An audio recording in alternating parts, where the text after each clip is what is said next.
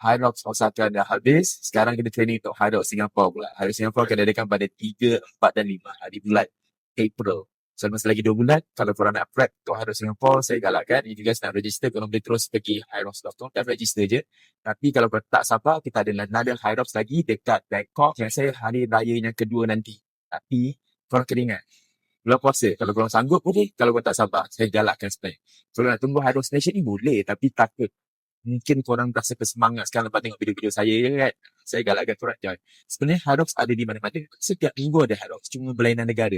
Hyrox ni banyak dekat negara Europe.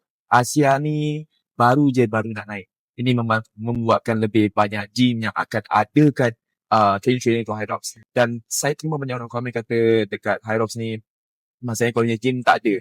Kalau nak tak saya kongsikan macam mana nak training untuk Hyrox tanpa peralatan dekat rumah. Kalau nak, komen kat bawah. Nak training dekat rumah.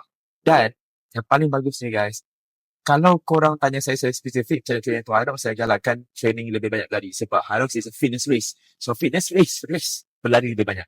Training, yes betul. Saya galakkan sebenarnya bagi mereka yang kalau korang tu nak training sebagai foundation beginner, korang training je foundation, cari khidmat personal trainer ataupun coach-coach yang betul-betul certified Hyrox coach tau, untuk ajar korang basic.